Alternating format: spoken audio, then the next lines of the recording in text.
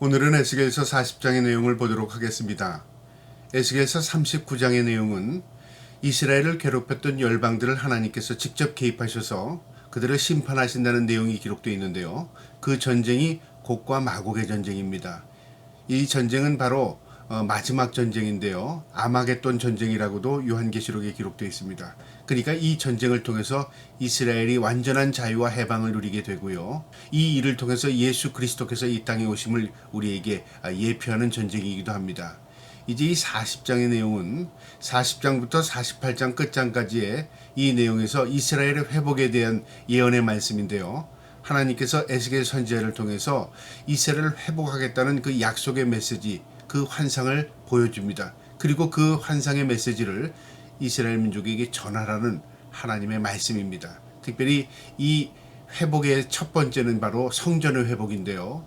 이스라엘 민족이 지금도 성전을 회복하기 위해서 굉장히 노력을 하고 있습니다. 지금도 성전의 기물들을 만들고 있고요. 또 제사장 반열로 세우고 있고 성전의 터를 중심으로 설계도까지도 그들을 완성해 놨습니다.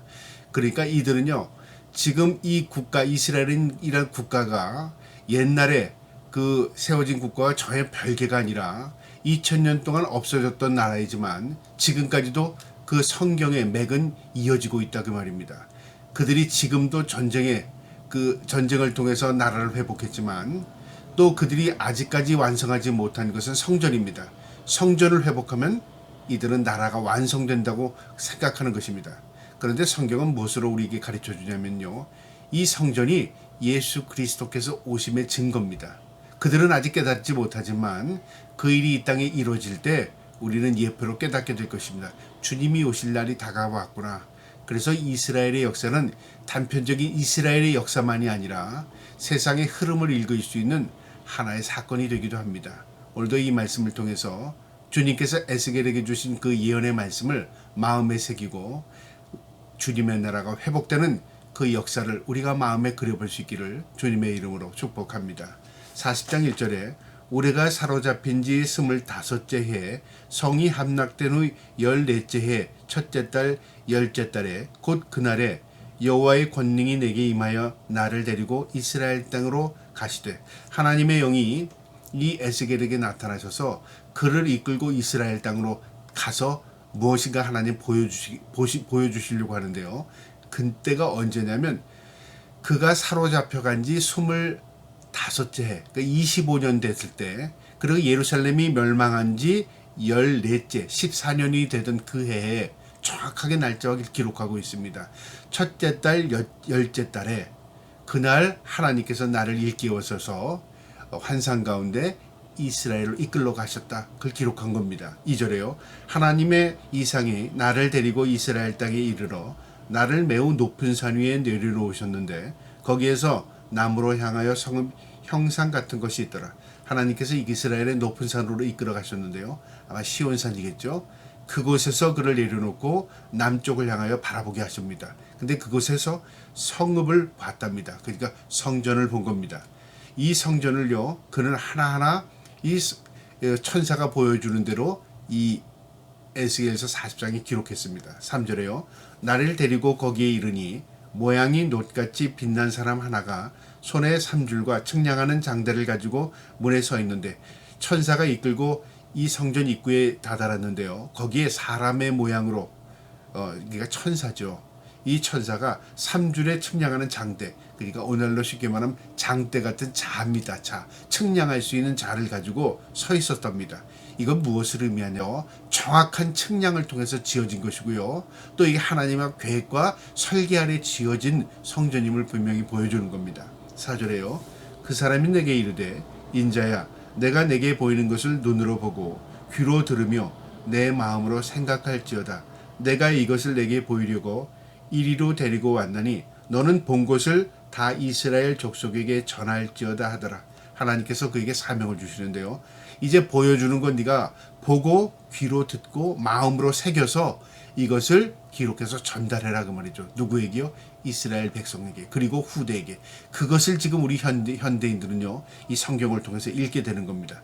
에스겔 선지자가 보았던 성전입니다. 5절에요. 내가 본즉 집 바깥 사방으로 담이 있더라. 그 사람의 손이 측량하는 장대를 잡았는데 그 길이가 팔굽에서 손가락에 이르러 한 손가락 너비가 더한 자로 여러 척이라. 그 담을 측량하니 두께가 한 장대요 높이는 한 장대라. 그러니까 우리가 이 그 당시에 측량하는 개체인데요. 이 팔꿈치에서부터 손끝까지입니다. 이걸 한 척이라고 말하는데 이 척의 길이를 보니까 한 손바닥의 너비가 더한 그 척에서 한 손바닥의 너비를 더한 겁니다. 길이를 그냥 측량한 건데요. 6척. 그러니까 이게 어느 정도 되냐면 오늘로 센치로 하면요. 3.2 메타. 그 정도의 길입니다. 그러니까 사람 키의 한 2배 정도 되는 길이죠. 그 장대를 가지고 이제 측량했던 딱 그 길이가 나온 겁니다. 6절에요. 그가 동쪽으로 향한 문에 이르러 층계에 올라 그 문의 통로를 측량하니 길이가 한 장대요. 그 문 안쪽 통로의 길이도 한 장대요. 이 성전을 들어가기 위해서 계단을 올랐는데 그 계단 앞에 통로 문이 있었습니다. 그것이 길이와 넓이가 한 장대 한 장대였다. 3.2m, 3.2m 정사각형으로 정방형이었다 그 말이죠. 그러니까 두께가 3.2, 높이가 3.2 되는 성벽이 사방으로 동서남북으로 가로쳐 있습니다. 그러니까 여기는 외부에서 들어올 수 없는 곳이고 또 외부의 어떤 것도 이곳으로 들어올 수 없습니다. 단 들어갈 수 있는 곳은 오직 통로 문입니다. 그런데 이 문이요 쭉 읽다 보면 동쪽에도 있고 서쪽에도 있고 또 북쪽에도 있습니다. 그러니까 남쪽 성소가 있는 방향 외에는 세 방향에서 똑같은 문의 통로가 있습니다. 이 문으로만 들어가는데요. 이 문은 우리에게 예표로 예수 그리스도입니다. 바로 예수 그리스도만이 우리의 살 길이고요. 예수 그리스도를 통해서만 하나님께로 나가는 겁니다. 하나님은 우리에게 성소가 됩니다. 하나님의 임재의 장소죠. 우리가 하나님께 나갈 수 있는 방법은 오직 생명의 길 예수 그리스도를 통해서만 나갈 수 있는 것입니다. 8절에 그가 또 안문의 현관을 측량하니 한 장대며 안문의 현관을 또 측량하니 8척이요 그 문벽을 두 척이라. 그 문의 현관의 안으로 향하였으며 그 동문간의 문지기 방은 왼쪽에 셋이요 있고 오른쪽에 셋이 있으니 그 셋이 각각 같은 크기요 그 좌우편 벽도 다 같은 크기며. 이것을 말로 표현하니까 참 듣기가 힘든데요. 이것을 그림 형식으로 이해시킨다면 이렇습니다. 정방형으로 정사각형으로 된 성전이 있는데요. 그 성전이 남쪽에는 그러니까 서쪽에는 성소가 자리 잡고 있고요. 그 다음에 북쪽과 동쪽과 남쪽에는 문이 있습니다. 벽이 있습니다. 그리고 사각형으로 된 이 성전 안으로 들어갈 수 있는 문은 세 문입니다. 그러니까 북쪽에 문이 있고 동쪽에 문이 있고 그 다음에 남쪽에 문이 있습니다. 그리고 서쪽으로 향해서 성전을 향하는 겁니다. 그 다음에 성전의 벽과 붙어 있는 성소, 지성소죠. 성소와 지성소가 있는데요. 그쪽으로 올라가는 계단이 있는데 18계단이고요. 또 성소로 올라가는 그 마당으로 들어가기 위해서 올라가는 계단은 7개의 계단입니다. 그러니까 세상적인 차원과는 다른 차원으로 올라가는 겁니다. 우리가 하나하나 올라간다. 그것은 무엇을 의미하면 차원이 다르다 그 말이죠. 7개의 계단을 올라서 성소 마당으로 들어가고요. 그 다음에 성소에서 또 바깥들과 안뜰을 통과해서 또 계단이 있습니다. 그리고 그 계단 8계단을 통과해서 또 지성소로 나가고 성소로 나가고 지성소로 나갑니다. 하나님께 나가는 것입니다. 그러면 이 계단은 의미가 무엇일까요? 우리의 믿음의 성장이죠. 우리가 세상적인 지식, 세상적인 차원을 가지고 하나님께 나가는 것이 아니라요. 영적으로 그리고 구별된 장소로 우리가 구별된 장소로 한 걸음 한 걸음 나가는 겁니다. 그런 의미도 가지고 있습니다. 그래서 5절부터 16절까지는 동쪽 문에 향한 그 설계도를 쭉 이야기하고 있고요. 그 다음에 통로 양쪽으로는 이 오른쪽 왼쪽으로 방이 3개씩 있습니다. 이것은 성소에서 제사를 드릴 때 쓰는 도구들을 보관하는 것이고요. 그 안쪽으로 들어가면 또 방이 있는데 그쪽에서는 제사장들이 제사를 집례하기 전에 그들이 기거하는 방이었습니다. 그러니까 제사장들은 하나님의 일을 하기 위해서 성소 안에서 머물렀다. 그것을 의식하고 있는 거죠. 이 성소는 하나님의 나라를 상징하기도 합니다.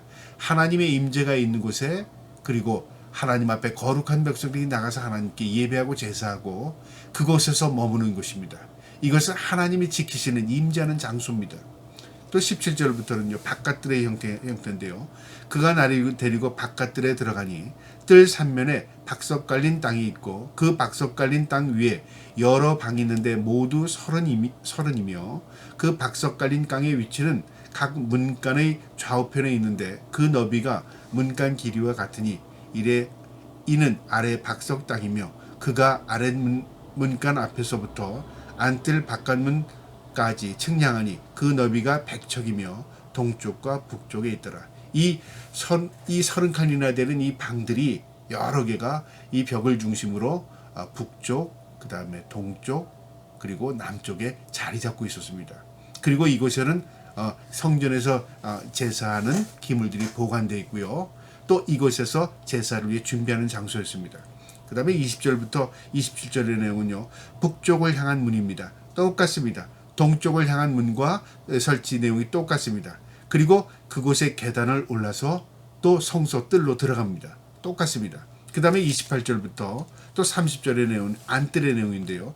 그가 나를 데리고 그 남문을 통하여 안뜰에 들어가니 그 남문이 넓이를 측량하니 크기는 길이가 50척이요 너비가 25척이며 그 문지방 방과 벽과 현관도 먼저 측량한 것과 같고 그 문과 그 현관 좌우에도 창이 있으며 그 사방 현관의 길이는 25척이며 너비는 5척이며 현관이 바깥들로 향하였고 그 문 벽 위에도 종려나무 새겨져 있으며 그 문간으로 올라가는 8개 층계가 있더라.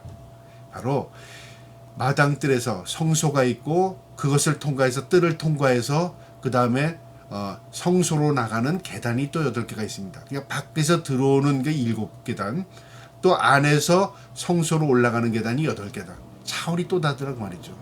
이 바깥들에는 백성들이 서 있어서 준비하는 장소였고요. 그 다음에 8계단을 올라서 이제 하나님께 나가는 겁니다. 이건 제사장들이 올라가는 계단이었습니다. 그러니까 또 차원이 다르다 그 말이죠. 그러니까 우리가 하나님께 나갈 때는 항상 거룩하고 구별된 의식을 가지고 살라 그 말이죠. 이 성전의 모형은요. 소르바벨의 성전도 아니었고 솔로몬 성전도 아니었고요. 헤롯 당시의 성전도 아니었습니다. 이 모양은 하나님께서 에스겔에게 보여준 것인데요. 이것은 상징적인 의미를 가지고 있습니다. 바로 천국의 모형입니다. 이 모양이 천국이다 그게 아니라 이렇게 구별된 장소로서 하나님께서 보호하시는 장소고 하나님이 임재하는 장소고 그 다음에 하나님의 백성이 하나님께 예배하는 처소다. 그것을 가르쳐 준 겁니다. 한 가지 분명한 게 구별된 곳이었다. 거룩한 곳이었다. 하나님께 영광 돌리는 장소다. 그겁니다. 그 다음에 35절부터 또 37절에는 안뜰 북쪽의 방향이고요. 똑같습니다. 그러니까 계단도 8계단을 통해서 또 성소로 나가는 것이었고요. 그 다음에 38절부터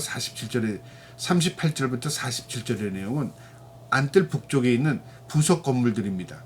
38절에 그 문벽 곁에 문이 있는 방이 있는데 그것은 번제물을 씻는 방이요. 그 문의 현관 이쪽에 상둘이 있고 저쪽에 상둘이 있으니 그 위에서 번제와 속죄제와 속건제의 희생물을 잡게 하였으며 그러니까 모두 부속 건물입니다. 제사를 드리기 위해서 하나님 앞에 예물을 바치기 위해서 부속 건물입니다. 여기서 우리에게 상징은요. 무엇을 의미하냐면 하나님께 나갈 때는 반드시 제물을 가지고 나갑니다. 희생제입니다.